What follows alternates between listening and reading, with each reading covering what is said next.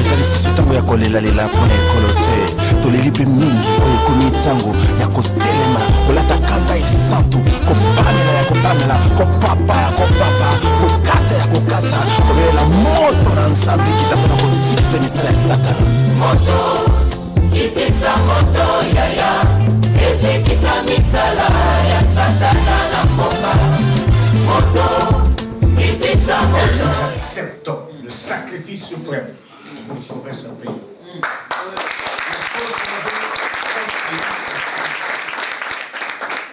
Il faut sauver le Congo. Vous devez être fiers d'être des dignes fils de ce pays, où coule du lait et du miel. Mais il se pose seulement un problème de leadership. Pour remettre ce pays sur rail. Et quand je sors de la prison, un Français qui est venu de France 24, il dit, Monsieur Wanga, vous savez que si vous avez un bon leadership ici, 3 ans c'est trop pour votre pays d'école. Mais nous sommes un miracle. Et François Fanon a dit, l'Afrique a la forme d'un revolver, la gâchette, pas pour tuer, mais se trouve en RDC. Donc, nous devons nous battre pour sauver notre pays. Et nous devons nous battre pour sauver notre pays dans le respect de la Constitution et des lois de la République. Nous ne sommes plus au village. Vous vivez à Danemark ici, je vois tout le monde et en Europe a un sourire parce que vous respectez les lois qui sont ici. Et pourquoi nous ne le ferons pas? Parce que nous sommes dans le monde de la mondialisation, le monde planétaire, pour que nous soyons tous des bons citoyens de cette humanité. Donc, pour nous, il n'y aura pas de 3e mandat pour M. Kabila. Et le fédéral a dit quelles sont les actions à partir de janvier. Le 19 janvier, nous fêtons le 1er anniversaire des martyrs qui ont été inhumés à Maluku. Nous allons fêter ça. Et puis le 18 février, nous allons fêter le 10e anniversaire de la constitution de la RDC. Et toutes ces actions nous amènent à un changement. Il faut féliciter ceux qui sont là. Je voudrais saluer la diaspora, comme vous avez dit, mais s'il y a encore un peu de paix là-bas, parce que vous existez ici, vous envoyez l'argent à la famille là-bas. Sinon, le pays allait exploser. C'est pourquoi nous venons vous sensibiliser. Vous connaissez l'historique de la diaspora israélienne. Les Israéliens, ils sont partis, mais ils pensent toujours à leur pays. Vous devez le faire. La diaspora du Nigeria fait beaucoup pour leur pays. Donc, vous avez cette responsabilité. N'oubliez pas, même si vous êtes devant un pot de yaourt le soir, mais n'oubliez pas que ton pays, la terre de tes ancêtres, est en train de brûler et qu'il n'est pas permis pour qu'on laisse ce pays brûler. Ça, c'est notre devoir et c'est ce que nous faisons.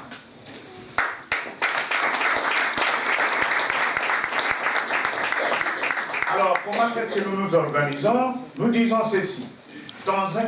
Et puis après, le G7, et le jeune Katumbi, le gouverneur du Katanga, qui s'est présenté, qui a aussi quitté le peuple. Il faut dire, c'est une première dans l'histoire du tiers-monde, un chef de l'État qui est contesté dans sa propre province. Vous voyez un Mobutu là,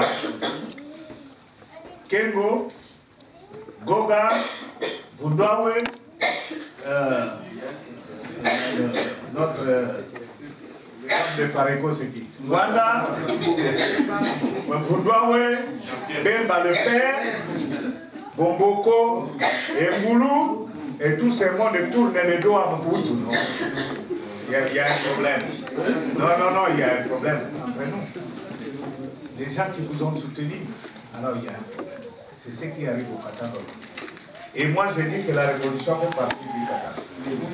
Le jeune gouverneur Moïse a craqué la porte, il nous a rejoint. Et nous sommes allés les soutenir au match de Mazembe. où c'était difficile, quand les gens ont vu le président Kabila, ils voulaient se suicider sur le chemin, et puis la police est là, c'est vraiment un état dictatorial qui s'installe. Katouvi est là. Il nous a rejoints dans la manière de voir les choses d'un Congo meilleur. Mais nous avons à y échanger. Aujourd'hui, si nous poursuivons 2 lièvres à la fois, c'est-à-dire Kabila doit respecter la Constitution et on doit se partager les pouvoirs, mais ne vendez jamais la peau de l'ours avant de l'avoir mise sur terre. C'est pourquoi nous avons tissé ici. Nous allons conjuguer toutes les énergies pour avoir un candidat commun. Mais pourquoi pas? Parce qu'au Nigeria, ils ont eu un candidat commun. Mais nous le disons et nous devons le dire à haute voix parce que l'INC a des ressources. L'INC a beaucoup d'énergie et nous devons être fiers de cet engagement de l'opposition parce que nous disons qu'après 2016, nous ne ferons plus partie de l'opposition, nous devons gérer le pouvoir.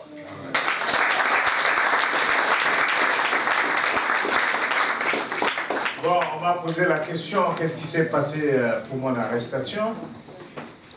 Mais j'ai usé de mes libertés civiques.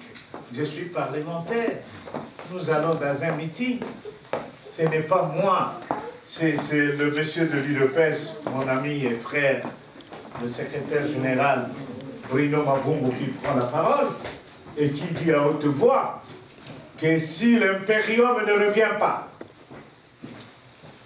Dr Tchène Tshisekedi doit récupérer son pouvoir, nous allons le renvoyer au Rwanda et aussi à la CPI. Donc, on dit d'ailleurs, Rwanda à CPI. Et le deuxième à prendre la parole sur moi, et nous étions 15 heures. Bon, peut-être j'ai usé de nye, Nasopa, Napanda, Olukakamakamwe.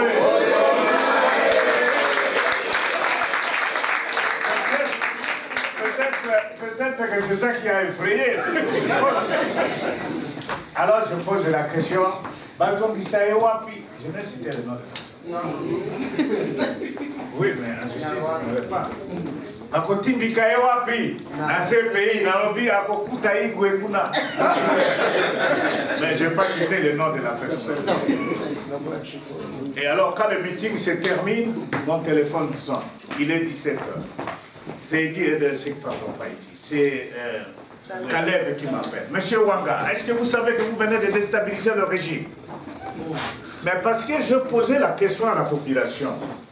Ça fait aujourd'hui 13 ans qu'il est au pouvoir. Est-ce qu'on peut comparer les réalisations de Kabila avec celles de Mobutu? Moi, je dis, je compte les réalisations de Mobutu. Inga, Paul Maréchal, Palais du Peuple, Stade de Martyrs, RTNC, ok. Autant dire, peut-être que c'est ça. Parce que ce n'est pas le fait d'élargir les jours du boulevard, au lobby matin, mais comme c'est une réalisation, non. Mobutu construit le centre commercial de CCIZ, c'est ça?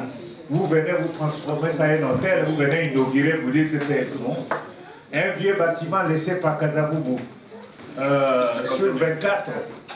Et vous venez, vous dites que vous construisez l'hôpital du cinquantenaire où il n'y a aucun malade qui est soigné. Il y a même la femme d'un diplomate qui a été assassinée. Disons, on a fait boire du formol.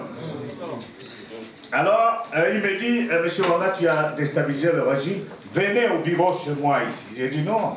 D'abord, tu ne peux pas blâmer un député. Monsieur, je ne suis pas ton ami.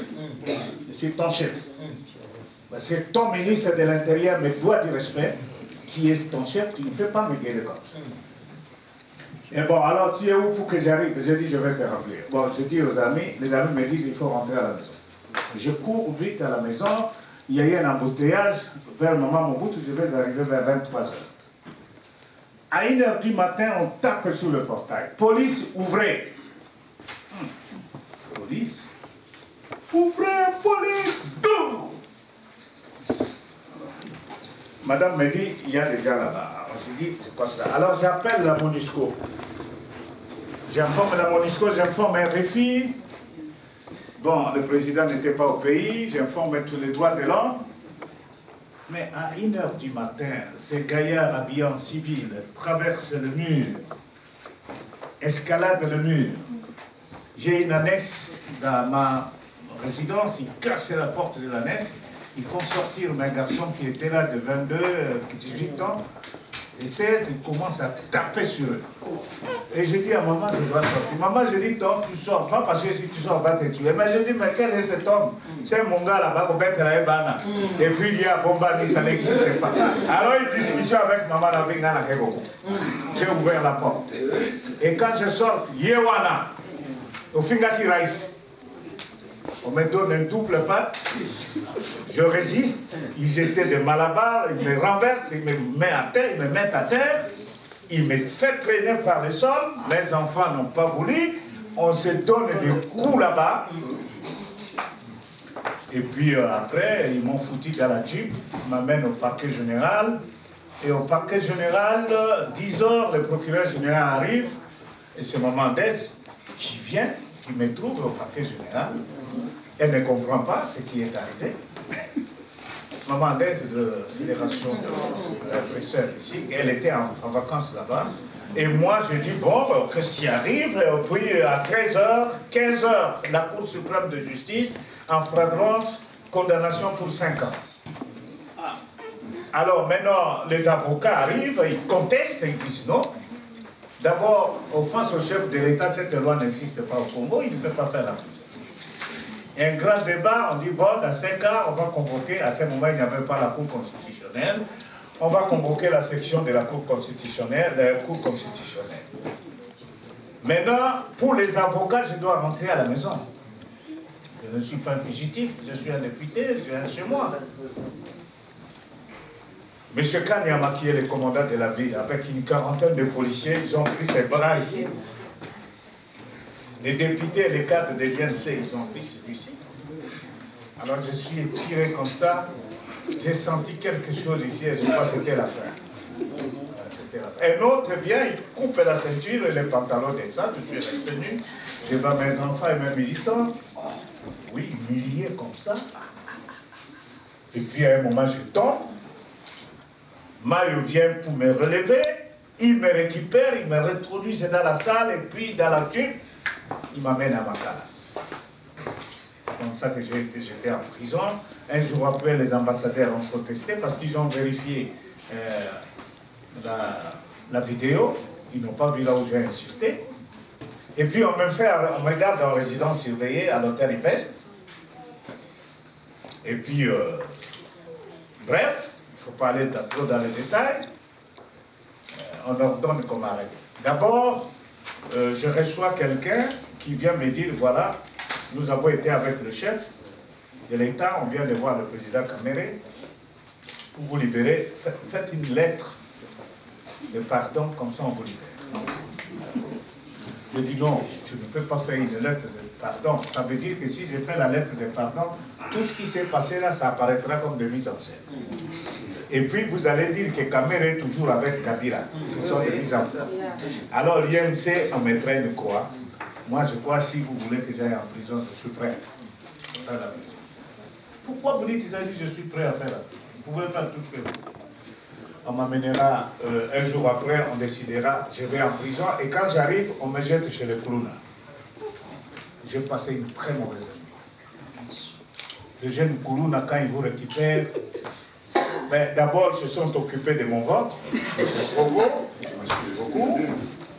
Ils m'ont donné des coups dans le ventre, et je ne comprenais rien, et je n'avais pas mal, mais à un moment, j'étais étouffé. Et c'était la fin ou quoi? Mais il y a un qui dit, toi, mais papa, mais parce que dans l'opération Likov, où on assassinait des gens déjà dans la ville de Kinshasa, c'est moi qui ai interpellé le ministre de l'Intérieur pour qu'aucune loi au Congo ne permette à quelqu'un de tuer. C'est alors que les jeunes gens disent, non, papa n'a vu ça. Et puis nous allons rester en prison. Makala, c'est un mouroir. Makala a été conçu pour 1500 personnes, créé en 1952, et nous étions 9000.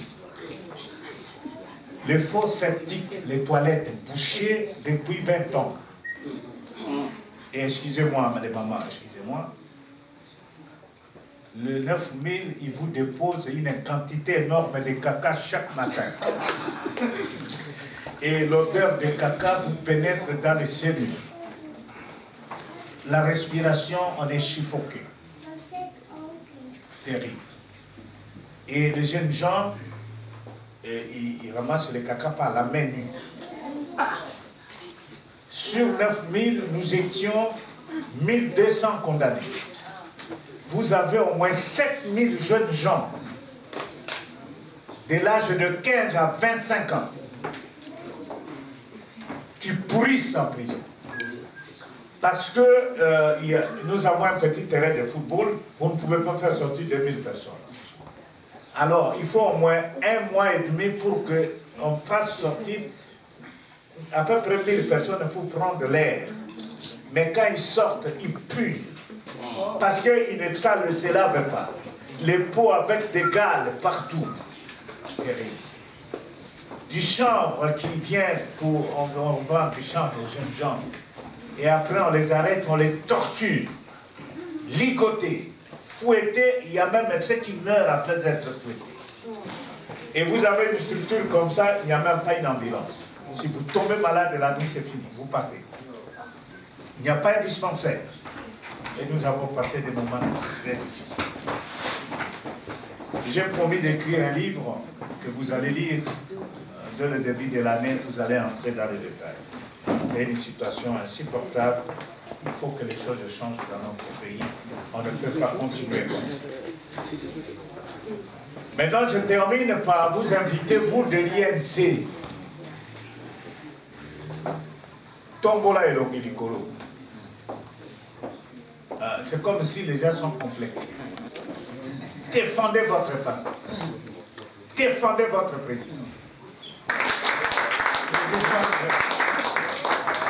Ils ont évoqué des questions comme ça, des choses. Je vous dis, le problème c'est quoi? Parce que nous sommes en vue. Parce que c'est nous qui devons prendre le pouvoir. Parce que l'INC remplit toutes les conditions.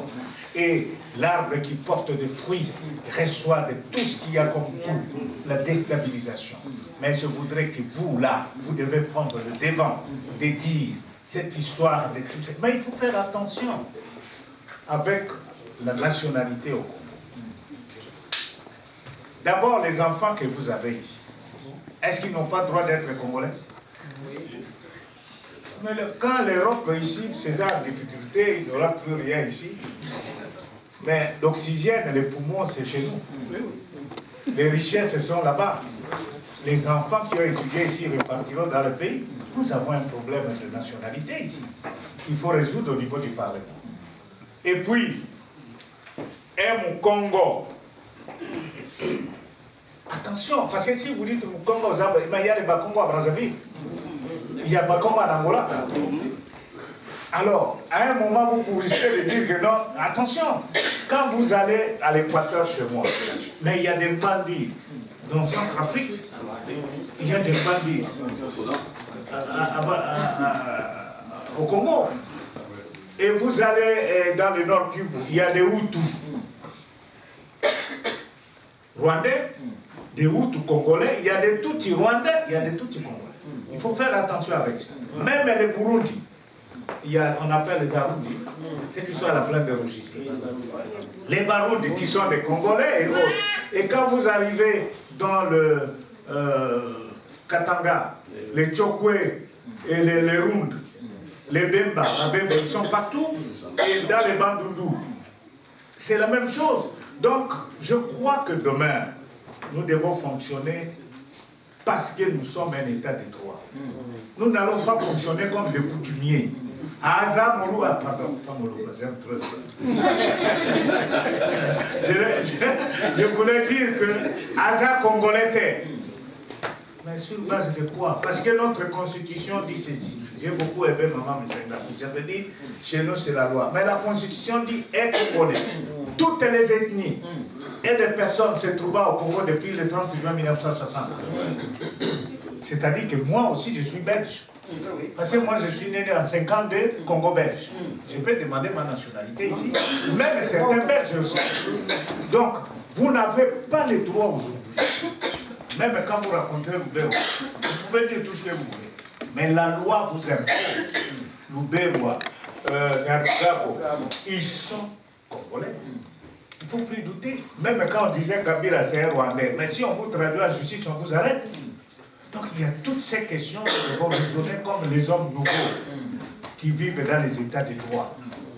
Et vous maintenant, au niveau de l'INC, il faut prendre les devants pour défendre notre président, pour défendre notre parti, sans complexe. Je sais que le message au niveau de la diaspora peut poser quelques difficultés, mais vous savez, à force de répéter, le message peut bien passer.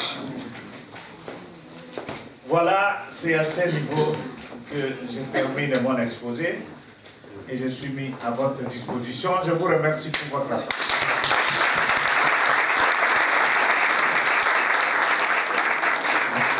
Le débat est ouvert.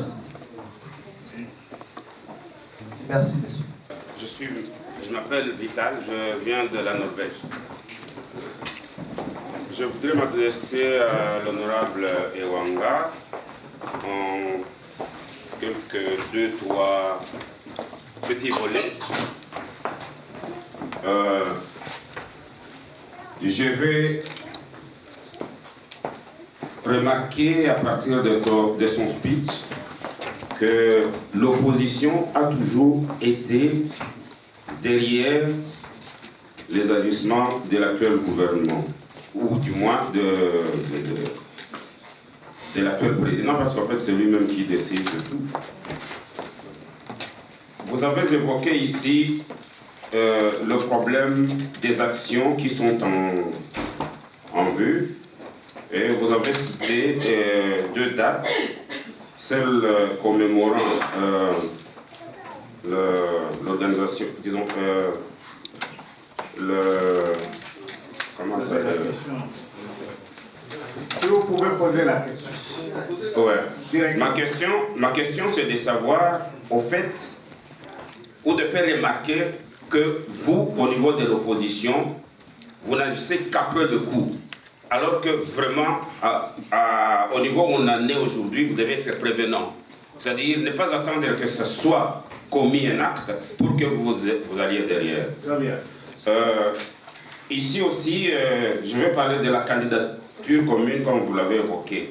Mais je vois ici venir d'autres membres dans l'opposition. Je cite les gens du G7 avec Katumbi, parce qu'on va toujours appeler ainsi. Je ne sais pas s'il est du G7 ou il est une personnalité à part. Vous allez aussi me donner des éclairages là-dessus. Et s'agissant de la candidature commune, ces gens viennent de gérer avec l'actuel pouvoir. Mais on vient de les voir encore une fois prendre des positions d'avant. Quelque part, c'est vrai, tant qu'ils fragilisent l'actuel gouvernement, il n'y a pas à redire, mais je crois qu'ils peuvent, puisqu'ils traînent des boulets derrière eux, ils doivent aussi justifier. Ce n'est pas en dernière minute, à quelques mois de la fin du mandat de Joseph Kabila, qu'ils doivent quitter le bateau. Ils doivent dire au peuple congolais comment ils ont géré. Ils ont été partie prenante, disons, ils ont été acteurs majeurs dans la gouvernance de Kabila. Troisième préoccupation pour moi, vous avez dit ici que le Congo il coule du miel, du lait, tout ça là, et que lorsqu'il y a du courant, lorsqu'intervient l'électricité, il y a des cris partout sur la ville, disons dans cette partie de la ville où on sert le courant, qui va jusqu'au ciel. Oui, c'est vrai, je comprends donc que vous avez une grande charge, vous autres de l'opposition, à pouvoir conscientiser notre jeunesse, parce que c'est elle qui est la frange, la partie importante de la population congolaise. Et cette jeunesse-là, je crois qu'elle veut un changement, une révolution, je vais dire. Et cette révolution doit être un changement fondamental, je crois. C'est ça l'attente de la jeunesse. Merci. Merci. Voilà. Merci beaucoup pour les pertinentes questions. Quelqu'un d'autre? Oui, je suis là. Ah voilà. Rapidement là. Ok, j'y vais un peu trop vite là. Mais une question, hein, la question directement. Une question seulement? Oui, parce que nos amis de la police viennent nous dire qu'il nous reste 1 heure. Ok, voilà. Ah, Je m'appelle Papolisi François, je suis ex-journaliste du journal Le Souverain de Bukavu. Oui. Et je suis ici il y a une année. Oui, mon frère. Voilà, j'ai une ou deux questions, vous m'excuserez, je vais y aller un peu trop vite. Oui. Alors, d'après votre CV, on voit bien que vous avez travaillé avec presque toutes les autorités congolaises. Oui. Est-ce qu'aujourd'hui vous ne vous reprochez de rien si vous essayez de jauger votre passé? Dans la mesure où vous avez travaillé avec tout ce monde-là, est-ce que vous ne vous reprochez de rien? Ça, c'est un. Ma deuxième question, c'est celle-ci. Ne pensez-vous pas que nous, les Congolais, nous devons agir à la burkinabé? Qu'est-ce que je vais dire? Nous mettre dans la rue et dire non, comme ils ont fait, parce que ils sont le sang comme nous, ils sont des personnes comme nous. Voilà, c'était ma préoccupation. Je vous remercie. Oui, oui. Et que ferez-vous pour faire comprendre aux Congolais qu'après Kabila, la prostitution politique finira? La quoi? La prostitution politique, cela veut dire quoi? La corruption. Les gens les politiciens qui avaient travaillé avec nous. Et deuxième question.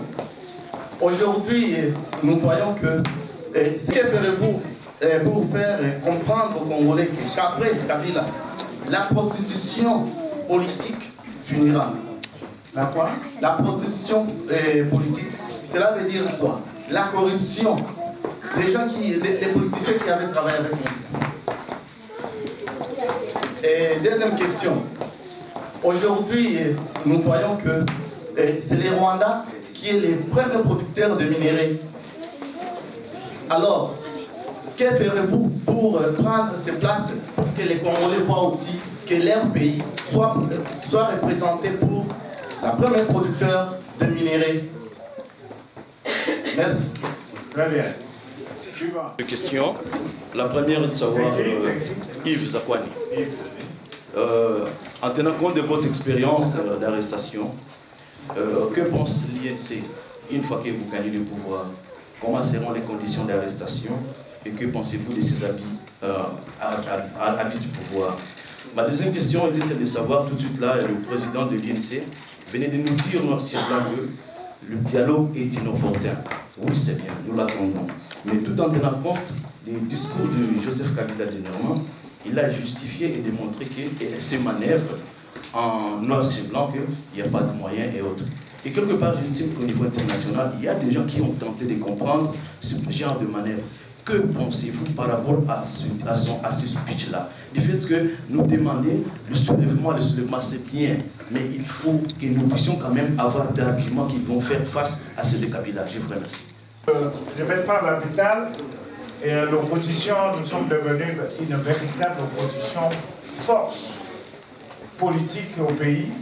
Et c'est un miracle que les Congolais se retrouvent dans la dynamique. Et nous sommes en train d'acculer M. Kabila dans ses derniers retranchements.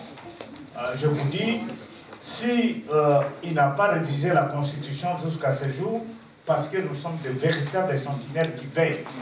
Et notre peuple est en ébullition. Chaque fois qu'il veut dévier, le peuple est toujours là. On ne subit pas.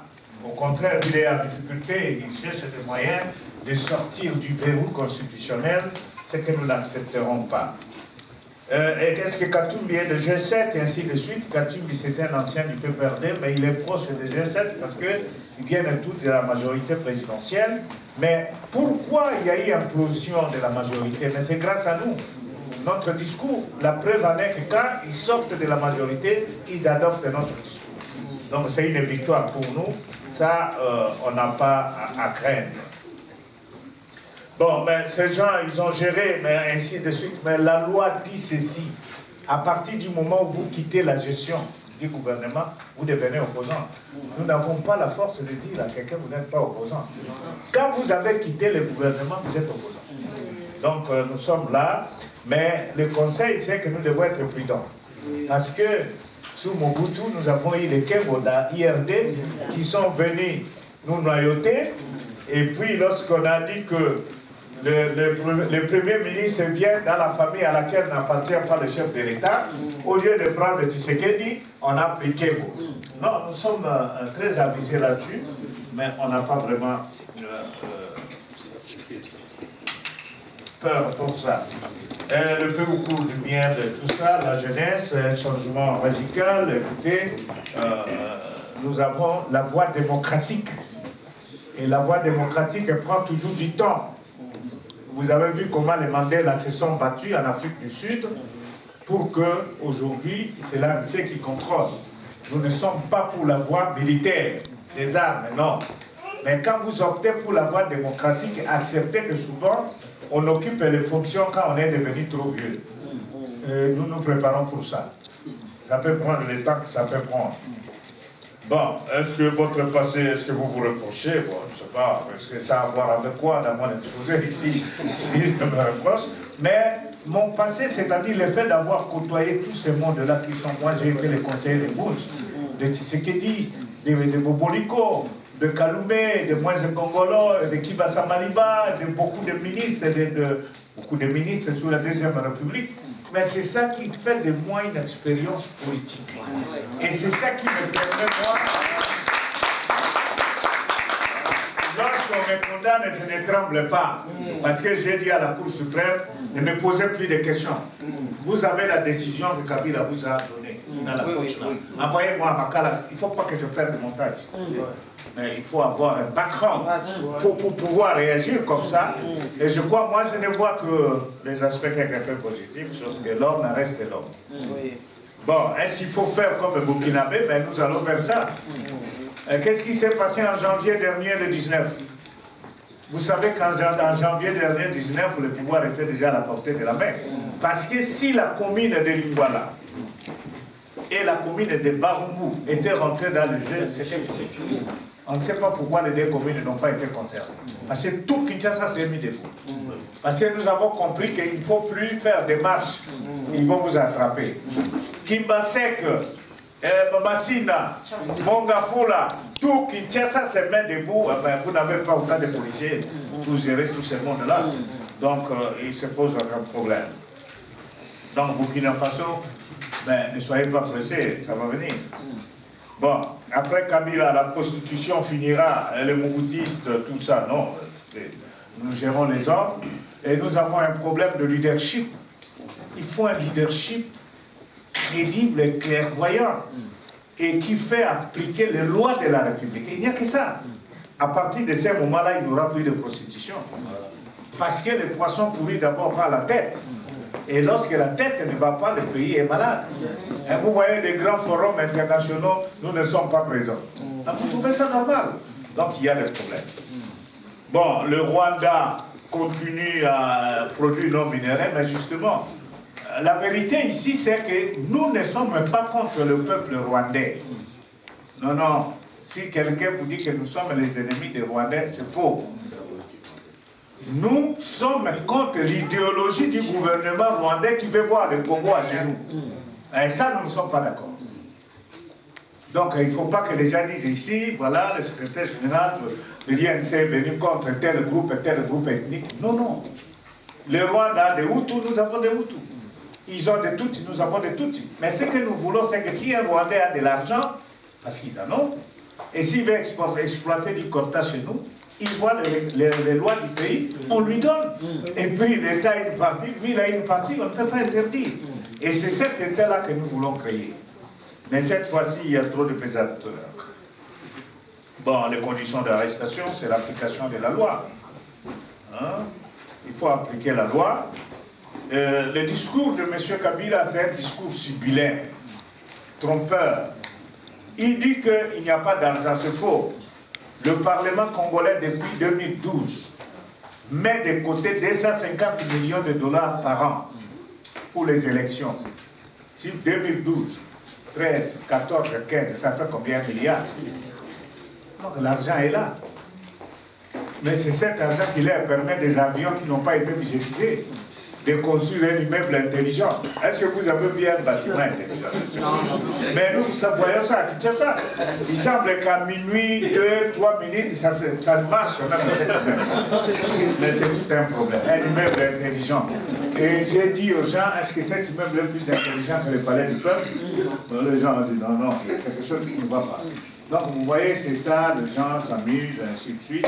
Donc le discours de dialogue, la sécurisation, c'est la police et la MONUSCO. Est-ce qu'il faut un dialogue pour ça? Le financement, j'ai dit que l'argent est là. Est-ce qu'il faut un dialogue pour ça? Et puis le fichier électoral, la CENI est indépendante. On lui donne les moyens, elle fait le recensement. Donc vous voyez que tout ceci, je vous ai expliqué, en 2011, ils suppriment le second tour. Et le même esprit le pousse maintenant de bloquer pour que maintenant, à proprement parler, c'est comme si nous sommes déjà dans l'épuisement. Parce que pour organiser tout aujourd'hui, c'est tout un problème. Donc c'est pour dire quelque part, nous disons le 20. Parce que le 20, si lui n'a pas organisé les élections, c'est qu'il a montré son incapacité. La Constitution dit que c'est Kengo qui prend le pouvoir. Et notre peuple, nous allons l'impliquer pour ça et Kengo aura organisé les élections. Donc voilà. On a terminé cette série de questions. Je ne sais pas si j'ai été à même de répondre. Oui. Et en fait, là, il y a une maman là-bas, n'oubliez pas. Oui. Allez-y. d'abord, Itisa moto yaya, ezekisa misala ya satana na mboka. Moto